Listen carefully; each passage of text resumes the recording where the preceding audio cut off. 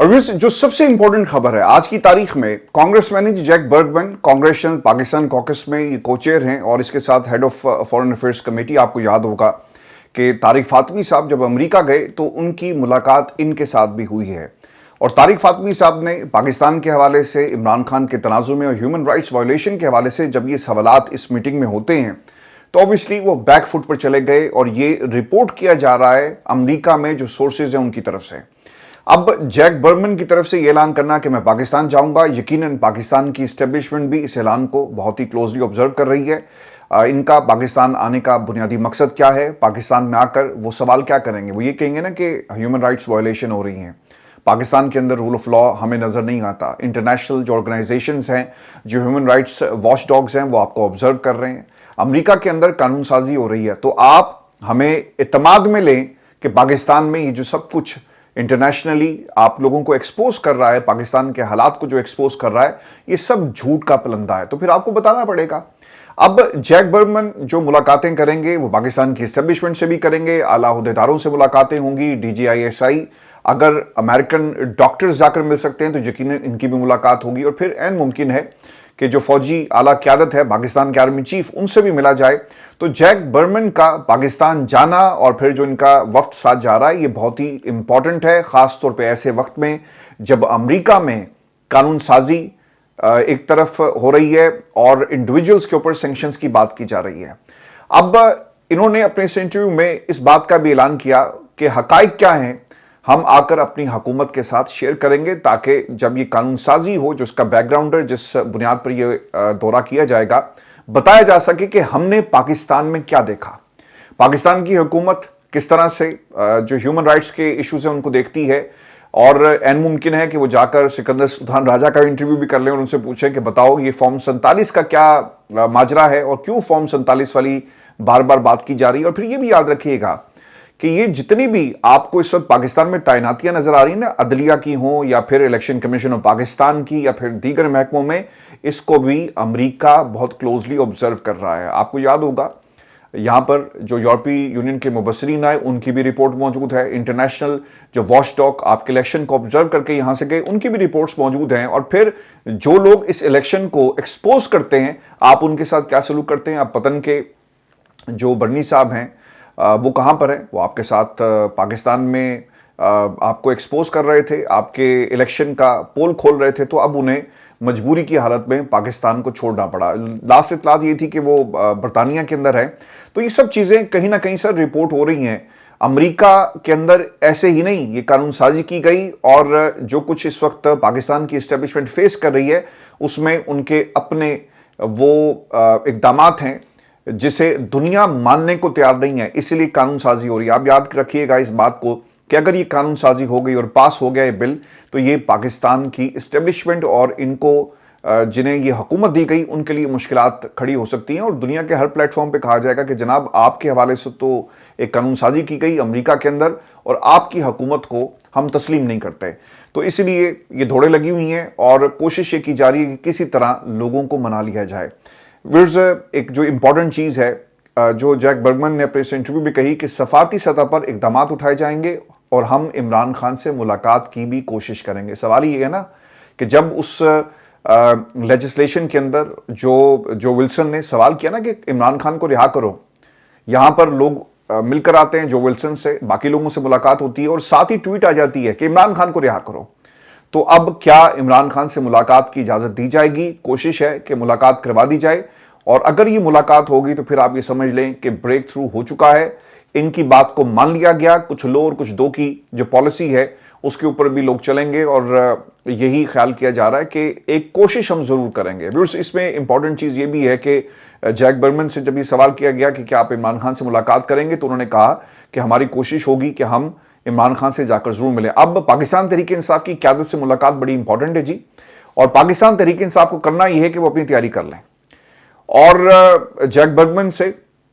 मुलाकात जो मुमकिन तौर पर हो सकती है उसमें बताया जाए पाकिस्तान के अंदर जो ह्यूमन राइट्स वायलेशन है। आपने अगर IMF को एक ख़त लिखा और IMF को जो एक पलंदा उनके हवाले किया ना ह्यूमन राइट्स वायलेशन का, तो इनको भी बताया जाए कि पाकिस्तान में कहाँ कहाँ ह्यूमन राइट्स की वायलेशन हो रही हैं, पाकिस्तान में सहाफ़ियों के साथ क्या कुछ किया जा रहा है, पाकिस्तान के अंदर इंडिपेंडेंट जर्नलिस्ट को किस तरह से मुल्क बदर होना पड़ता है और उसकी वजह क्या है, पाकिस्तान के अंदर इलेक्शन को किस तरह आपने डिरेल किया, कंट्रोल किया और फिर उसके बाद आपने पूरे इलेक्शन प्रोसेस को सबोताज कर दिया और फिर पाकिस्तान के अंदर फॉर्म 47 की जो हुकूमत है वो क्या कुछ कर रही है और इमरान खान के खिलाफ जितने भी केसेस बनाए गए, यानी ये 200 केसेस जब आप बताएंगे ना जैक बर्गमैन को, खैर उन्हें पहले से मालूम है, तो एक तरह से ये प्रेशर इंटरनेशनली कन्वर्ट होगा। आज भी प्रेशर आपको नजर आ रहा है, लेकिन व्यूअर्स याद रखिएगा ये पाकिस्तान की सोशल मीडिया, तहरीक इंसाफ की सोशल मीडिया टीम है जिसे क्रेडिट जाता है, उन तमाम आवाज़ों को ये क्रेडिट जाता है जो बरतानिया में, अमेरिका में, कनाडा में, न्यूजीलैंड में, ऑस्ट्रेलिया में 7 बड़े आज़मों में इमरान खान की रिहाई की बात कर रहे हैं कि आज देखिए उसका रिजल्ट क्या निकल रहा है। जैक बर्गमैन कहता है कि भाई मैं पाकिस्तान जा रहा हूं और जाकर मैं इनकी खबर लेता हूं। अब जब उनसे ये सवाल किया गया कि क्या पाकिस्तान तहरीक इंसाफ की क़यादत से आप मुलाकात करेंगे, तो उन्होंने कहा कि हम अमरीकी हुकूमत के नुमाइंदों के तौर पर पाकिस्तान जा रहे हैं, हमारा फर्ज है कि हम सब फ्री कैन को सुने। और ये जो सबसे इंपॉर्टेंट नुकता है कि जैक बर्गमैन जब पाकिस्तान में लैंड करेंगे तो हकाइक उनके सामने होंगे, ग्राउंड रियलिटीज को समझ चुके होंगे, फ्री कैन से उनकी मुलाकात हो चुकी होगी और फिर वापस आकर ऐवान में इस कानून का दिफा करना शायद उनके लिए आसान हो। अपने लोगों को बताएंगे, समझाएंगे कि उन्होंने पाकिस्तान में क्या देखा, पाकिस्तान की इस्टेब्लिशमेंट का क्या मौकिफ है, पाकिस्तान में अपोजिशन जमातों के साथ किस किस्म का सलूक किया जा रहा है, मुल्क का जो कॉन्स्टिट्यूशन है वो मुकम्मल तौर पर मफलूज हो चुका, पाकिस्तान की अदालतों के ऊपर इस वक्त कब्जा है और कब्जा किसका है, और एक नया तरीका निकाल लिया गया कि पाकिस्तान की अदालतों से इमरान खान को किसी किस्म का इंसाफ नहीं मिलेगा और हम हर केस को रोकेंगे और इमरान खान को हमने इसी तरह रास्ते से हटाया। तो पाकिस्तान की इस्टेब्लिशमेंट के लिए मुश्किल अब ये है कि अगर इमरान खान से मुलाकात करवा दी गई तो यकीनन इसके डिफरेंट नताइज होंगे और इमरान खान अपनी आपबीती बताएंगे, 2 बरस हो गए उनके साथ किस किस्म का सलूक किया गया, और इमरान खान जब बताएंगे और जब वो बोलेंगे तो फिर कोई और नहीं बोल सकेगा। और अगर ये मुलाकात रोक दी गई तो फिर जैक बर्गमैन वापस जाकर ऐवान को बताएंगे कि जनाब वहाँ पर तो मुझे भी, जो मैं अमरीकी हुकूमत का नुमाइंदा था और मैं वहाँ पर गया, अमेरिका की स्टेट को रिप्रेजेंट कर रहा था, लेकिन मेरी भी मुलाकात इमरान खान से इसकी इजाज़त नहीं दी गई, तो जो कुछ कहा जा रहा है मुझे यकीन है कि इससे ज़्यादा इमरान खान के साथ जो है वो जुल्म किया जा रहा है। तो पाकिस्तान की इस्टेब्लिशमेंट को सोच समझकर अपने कार्ड्स प्ले करने होंगे। व्यूअर्स, ये जो अब अमेरिका इमरान खान के हवाले से बात कर रहा है ना, और जो कानून साजी हो रही है ह्यूमन राइट्स वायलेशन को लेकर और इंडिविजुअल सैंक्शंस का जो मामला है, अब अमेरिका से आपको इसी किस्म की आवाज़ें सुनने को मिलेंगी। एलन मस्क ने जी एक ट्वीट किया और दूसरी ट्वीट को उन्होंने इंडोर्स किया, उसे रीट्वीट किया, और एलन मस्क को या कोई और, वो दुनिया में कहीं भी किसी मकबूल लीडर को जब इस किस्म की फस्तायत का सामना करते हुए देखते हैं ना, तो वो कंपैरिजन करते हैं ऑटोमेटिकली डोनाल्ड ट्रंप के साथ। और उसे एक ट्वीट किया गया है माइक बेंस की तरफ से। अब ये माइक बेंस कौन है? एग्जीक्यूटिव डायरेक्टर हैं एक फाउंडेशन फॉर फ्रीडम ऑनलाइन, एक तंजीम है जी, उसके ये एग्जीक्यूटिव डायरेक्टर है। उनका काम क्या है? आपके डिजिटल राइट्स को प्रोटेक्ट करते हैं अमेरिका के अंदर। अमेरिका में ऐसी फाउंडेशंस काम करती हैं और ऑब्वियसली एक टाइम था जब एलन मस्क या डोनाल्ड ट्रंप को इसी किस्म की मुश्किलात का सामना था और सेंसरशिप थी और आप अपने हक की बात नहीं कर सकते। तो अब ये तमाम लोग इकट्ठे होकर उन लोगों के हक में भी बोल रहे हैं। दुनिया में कहीं भी आपको ऐसी शख्सियात नजर आती हैं जो मकबूल हैं, मगर वहाँ की रियासत द डीप स्टेट के एक तरह से वो विक्टिम बन चुके हैं। तो उस विक्टिमाइजेशन को अब ये लोग आवाज़ दे रहे हैं, प्लेटफॉर्म मुहैया कर रहे हैं। अब इन्होंने एक ट्वीट किया और उन्होंने लिखा कि मकबूल रहनुमाओं जैसा कि ब्राज़ील के बोल्सोनारो, पाकिस्तान के इमरान खान और अमेरिका के डोनाल्ड ट्रंप को कानूनी कार्रवाइयों के जरिए सियासी तौर पर हदफ बनाया जा रहा है। अब एलन मस्क ने जी इसका जवाब दिया और वो ये कहते हैं कि जब इंतहा पसंद बाईं बाजू के लोग जमहूरी वोट के जरिए कामयाब नहीं हो सकते तो वो अपने मुखालफिन को जेल भेजने के लिए कानूनी निज़ाम का गलत इस्तेमाल करते हैं। अब मजीद उन्होंने क्या कहा ये मैं आपको बताता हूँ। अगर आप अमेरिका की सिर्फ एग्जाम्पल उठाकर देख लें तो आज की इस वक्त की खबर ये है कि 2 दर्जन के करीब अमेरिकी रियासतों ने ट्रंप इंतजामिया के खिलाफ मुकदमा दायर कर दिया है और अमेरिकी सदर डोनाल्ड ट्रंप के इंतजामिया ने मुल्क भर में मुतादिद तिब्बी मनसूबों और कोविड-19 से मुतल्लिक इक़दाम के लिए वफाकी फंड्स में 11 अरब डॉलर्स की कटौती का फैसला किया था। अब ये और भी इसके अंदर मुकदमात आपको नजर आएंगे। ये तो हो गया जी कि जब डोनाल्ड ट्रंप साहब सदर हैं, लेकिन इससे पहले क्या हुआ?